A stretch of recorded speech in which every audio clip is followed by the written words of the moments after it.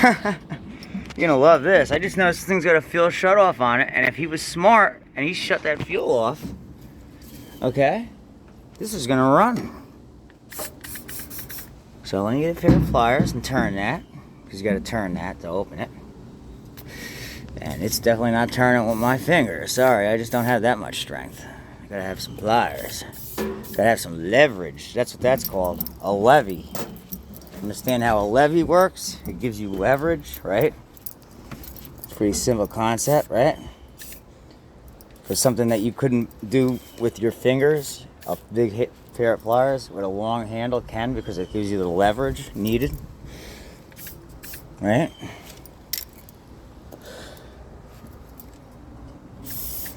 We're gonna give this thing a little leverage. We're gonna see if got the friction disc a little bit. You don't ever want to get lubricant on the friction disc, the rubber disc. You don't ever want to get it on that or the metal plate either. Those two things are in contact with each other to move the machine. That's how they design the transmission on a snowblower. Most of them. If either of those two things get slippery, right, it's not gonna move. It needs to be able to make friction. That's why it's called a friction disc. You get this stuff on there or any kind of lubricant, it's not going to make friction, right? It's just going to turn. It's just going to rub and keep turning because it's not, because it got something greasy on it, right? Slippery. You can't get friction off of slipperiness. Well, I don't know if I would call it friction. You can get movement off of slippery, right? Like ice, slippery ice, you can get moving that way. But I mean, in general, friction means two surfaces that are dry fully. The good thing about WD-40 is it's not a really, really strong one, and it's not really, you know what I mean? You know what I mean? So compared to other lubricants, like if it was oil or something like that, it was freshly greased. I forgot the pliers. Come on now. Should have got both at the same time. You know why I didn't? Anybody want to take a guess why I didn't just do that right now? Attention deficit disorder. Take the hyperactivity out on this one. It doesn't matter if I was hyper or not, but I wasn't paying attention. Because, when I was diagnosed, it was originally just we added, and then they added an H. Yeah. Nope, that dude was there. That dude, MB. He was there that day when he said, yeah, ADD and ADHD are the same thing. They're actually not exactly. They are of the same origin, right? ADD and ADHD came off of ADD. But you can have ADD without having ADHD.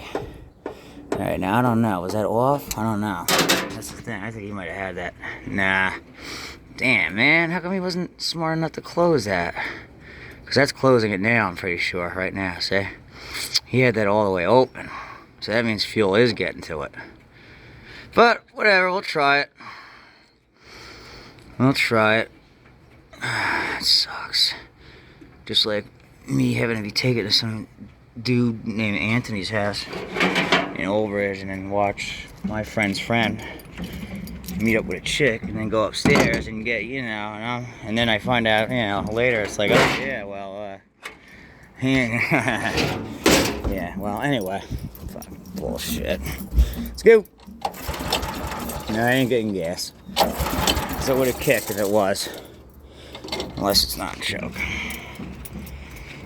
Yeah, run down to the frickin' Freakazoid. Huh. Oh my god. Huh. But, hey, that's how it went, man. That's how it went. I just didn't have it all the way. I mean, besides the fact that I just don't have it like that. I mean, he's a fake.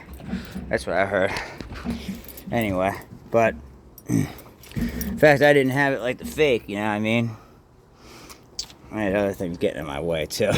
Attitude and just being a dumb burnout. Oh well. Not anymore though. Oh, ooh, ooh, hey, oh.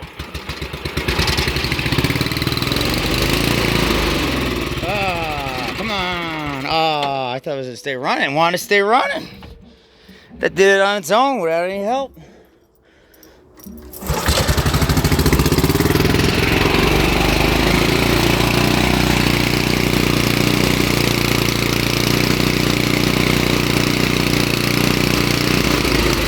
Oh, wants to choke.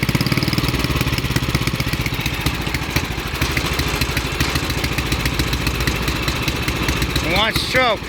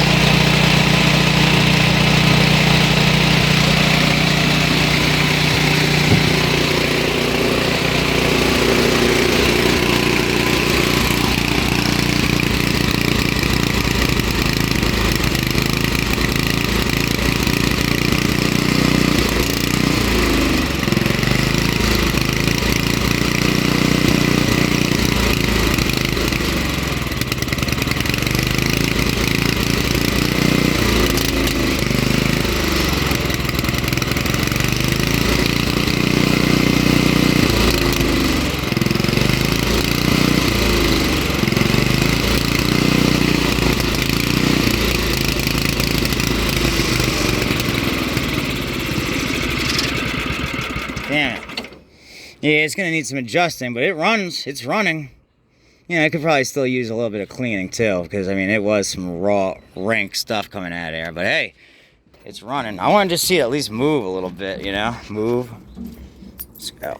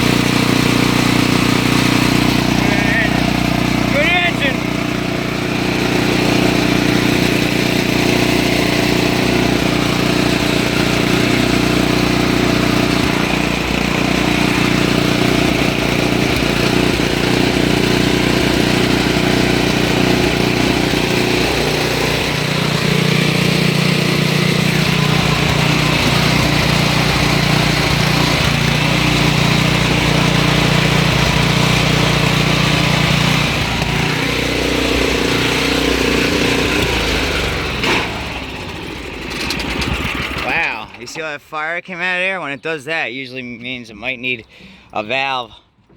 And it's a flathead, but it would still need a valve adjust. You know what I mean? That's just, on a flathead, it's a different procedure than an overhead valve. Most guys know, right? You gotta take the valve off the side. Just running this gas out of it real quick. You know, you gotta go to this side breather cover to get to the valves, right?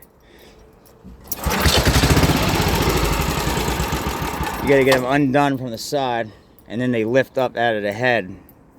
It's a flat head, so you get your valves, intake, exhaust, piston, right? It's no overhead valve where it's piston and then the valves a head with a cover.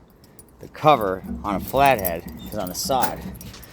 And just because it's a flathead, that doesn't mean over time you wouldn't need a valve adjustment. You see that cover right there? That's your valve cover, also known as a breather cover. You go in there, and that's how you get to the valve, the end of the valves.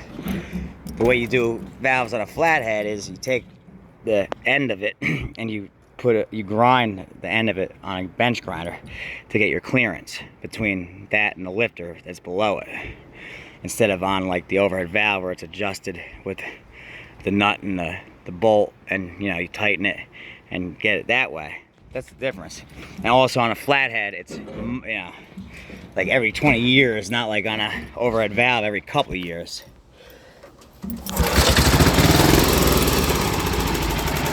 Most people know that already, but I figured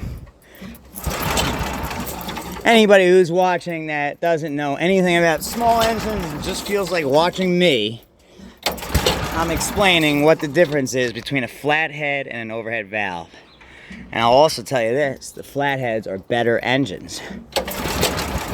They're much more reliable, they last much longer, they need much less fluffing, right? But they don't burn as clean. That's why they're no longer in existence. The last of the flatheads built by Briggs and Stratton or in America were around 03. Now,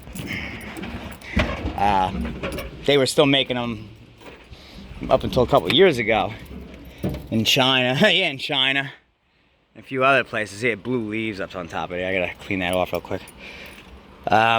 But yeah, now these are definitely better engines. I love these flatheads. You know what I mean? These are way better, way better. Those new, somebody even just said it to me today. They sent me a message. They said, don't those new Briggs overhead valve winter engines suck? I said, yup, because the two I have already need help. One was given to me, one was, I don't know, I forget where it came from, but both of them need help. Yeah, they're garbage. They're Chinese-made junk. That was built in Milwaukee, Wisconsin, or somewhere right near there. Big difference. Big difference. 1971 versus 2004, the early overhead valves were made decent. I'm not saying they're not, I mean, they're okay. When they were still made in the USA, like the one on there, that's an 03, right? Yeah, it's an 03. So that year, you could get either a flathead or an overhead valve. That's cool, right? At one time, you could get both, either one. So this is the earliest of the overhead valves right here. These are good, these are okay. They don't have the same kind of issues that those, like that one back there that was up here has, where they really have problems, big problems. Like they blow after 5 years, a lot of them. They let the compression releases break off of them very frequently, stuff like that. Well, the older ones, those early ones that say IC, industrial commercial, they're okay. The ones that just say Intech, they're crap. They're garbage, pretty much, for the most part.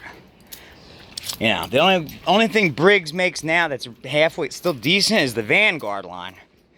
They're made in somewhere in Georgia. What's it called? I forget the name of the town now. Statesville, Georgia, I think it's called. That's where the Briggs Vanguards are made now. Those are good engines. Those are very expensive engines. We're talking $3,000 and up. They use them in little airplanes. They use them in boats for kind of like how they use outboards, but like they use them on top of motors like this. But they're big V-twin, basically lawnmower engines, snowblower type engines. Those are really good, but they're expensive. But before that, they were made in China. No, excuse me. They were made in Japan. And those are great engines too. They were just made in Japan. I don't know why they decided to have them made in Japan exactly. But when they were still making good American-made Briggs engines, the regular American-made Briggs engines, not that long ago, but 90s, early, late 80s, 90s, early 2000s, they were made in Japan at that early rate stage.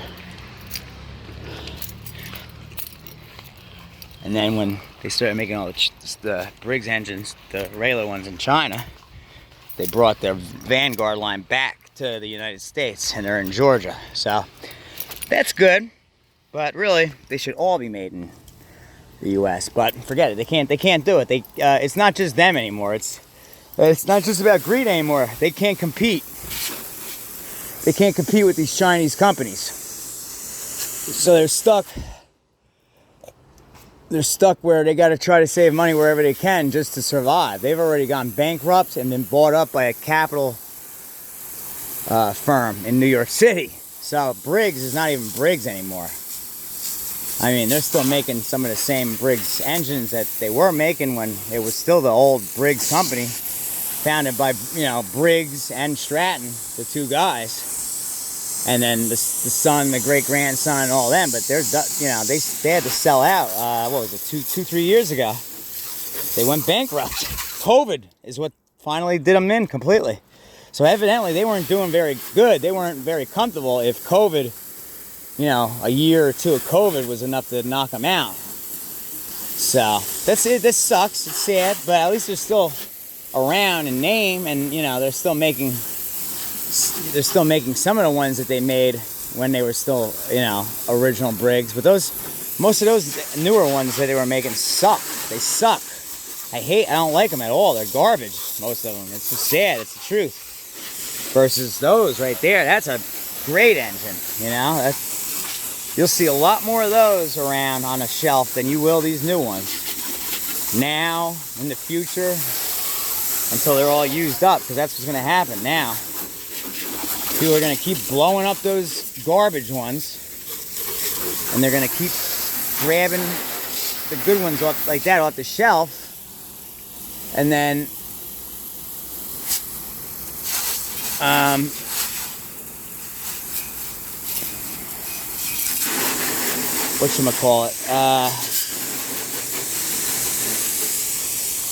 and eventually they're all going to be gone. Like the Tecumsehs, the winter engines, they're slowly depleting away. I mean, there's still a lot of them right now, but they're slowly going away.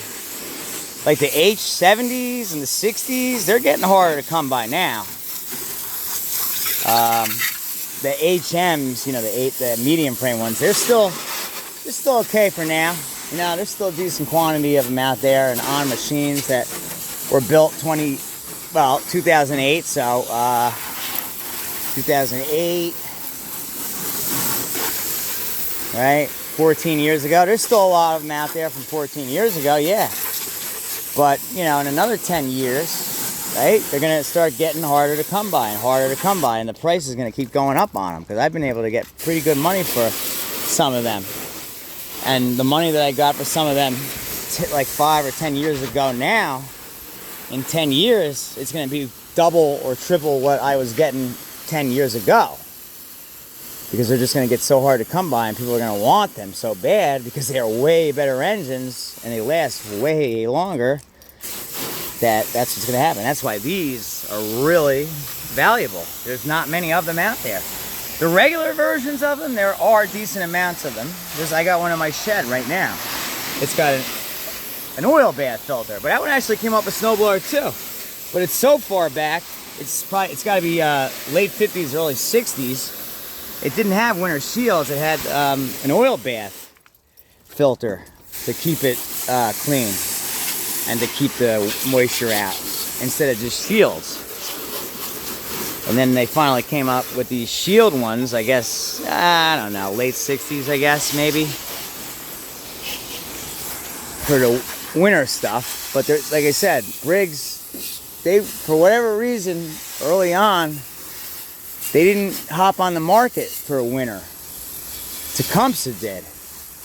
Tecumseh formed itself as a company in 1950. Well, I mean, it was around in the 50s, Lausen and all that, but the Tecumseh that we know today that went bankrupt in 08, they formed in 1959, 1960 for errands, right? Specifically for snowblowers And they were king. That's what they went out. They were specifically made for. They start great in the winter, in the snow, in the cold air.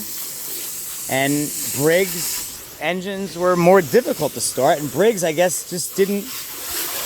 They either missed it, they didn't see the market, or they didn't have time. They were too busy, caught up with their summer line stuff, that they just said, "Yeah, we'll let Tecumseh do what they're going to do for now." I don't know exactly why Briggs allowed it to happen, but they did, which is good, because you don't want everything one, right? You want a little variety now and then, right? Everybody does. Who wants the same thing every time, right? Come on. For real, right? For real. Seriously. Who wants the same thing every time? I'm dead serious about anything, right? Yeah, Tecumseh, I definitely prefer for winter over, anything, but I like those engines because, well, the main reason I like them is because of how much I get for them. I don't use one on a machine myself. I like them because of how much I get for them now, so I'm not going to sit there and complain about an engine that I'm making money off of. No way. Hell no. Hell no. I love those engines. They didn't make very many of them, and they hold good value because they're rare. They're very good engines, and they're rare, so that makes them demand. Okay, it makes them high demand. And since they're rare, guess what that means? And they're in high demand, and they're rare, guess what that means? It means they're worth good money, because you don't see them that often. So, and for whatever reason, the last one I had, it was a Briggs winter engine, 8 horsepower. It went to California. And I guess they get snow in a couple places, but in general, they don't get much snow there, like most states. And that's where it went. And also in California, that's the hardest place to get an engine like that. The emission regulations are the heaviest there. We're not too far behind, but thankfully we're allowed to have that stuff. So that's all. That's why. I've said that before. I've gone over that before. It's not the first time I'm telling people this, but for anybody new out there, if they're wondering why, that's why. Now, why? As far as why didn't Briggs get on the bandwagon immediately to be on winter on snowblowers? Like I said, maybe they missed it. They didn't see the demand for those machines at first, and they just took their sweet ass time. Or again, maybe they were busy with something else at the time. Because like I said, they were already making everything else, engines for everything else, pretty much back then. So. Whatever the reason is, Briggs missed the mark. So they got only a small percentage of the market for a very long time. And even now, they're not on very many machines. Chinese clones are. LCT is. Liquid Combustion Technology engines are, which is the company that bought out Tecumseh. Certified Parts Corporation bought out all the parts from Tecumseh. So all the parts come from Certified Parts Corporation. And then Certified Parts Corporation entered into agreement with a company called LCT, Liquid Combustion Technology. They're based out of South Carolina. Their headquarters, their main offices, but their engines are made in guess where? You want to take the guess? China. But they're decent engines, and they have good customer support, meaning if you have a problem with it, right? If you got an LCT on an Aaron's, they take care of you because they want good reputation. They want to stay with Aaron's and make money, so they take care of me. They took care of me. I got a Aaron's snowblower with an LCT on it. It had a broken valve. It was something on the valve busted. I forget, but they sent out a kit. 2 new valves, springs, rocker arms. Yeah, that was what it is. I think one of the rocker arms was busted. So they sent out a kit. It was the wrong size. Then they sent out another kit. And I was able to fix that machine pretty much pro bono because they sent the stuff. They didn't charge me or anything. They just sent it. And I just said, here, I got Aaron's model number this, and the rocker arm on the engine's busted. It was their engine. Here's the model number, and they said, okay, we'll send you out a kit, and it'll be here in 3 days. And it was here very fast. It just unfortunately was the wrong one first time, which is okay. It worked out in my favor anyway. And oh fuck, come on, get this shit out of there. Come on. It worked out in my favor in the end anyway, because then I had that kit. I ended up selling it on eBay for whatever. It went to Hawaii. Of all places, but it was a small, very small box, so it wasn't expensive to ship out there. Otherwise, most stuff I won't send to Hawaii because of the price, the cost. But I sent that, which is interesting. Well, I guess because he was in Hawaii, it would have been harder for them to provide the service like they do for someone who's in New Jersey, right? In the main 48, upper 48. Or lower 48, is that what they call it? Lower 48, okay, because you have Alaska and then you have Hawaii down way below. So they took care of me. And they probably wouldn't have taken care of that guy as easy because he was in Hawaii. So he bought that kit off of me. So I ended up making a couple extra bucks because I didn't need that kit. It was for a larger LCT engine.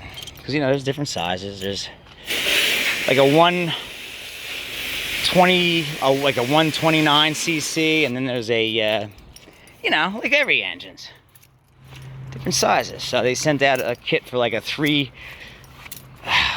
something, and a, I forget, you know.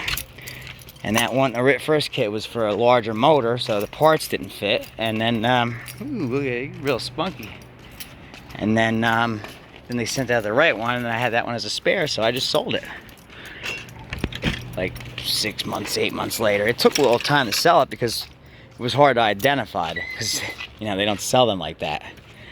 So, alright, we're done. I gotta get finished busting this down. And then I gotta go in and do my smoking breaths. I gotta take, you know, there's some things I have to do for the getting ready to quit smoking that I'm gonna be doing for the next few months. They're probably not happy that my dad is not in yet, but it'll be in before the night's up, before the day's over. That's all. That's all that matters. So, shoot. Shootski. Shootski. Shootski. Shootski. Shootski. Ootski. Alright guys, later.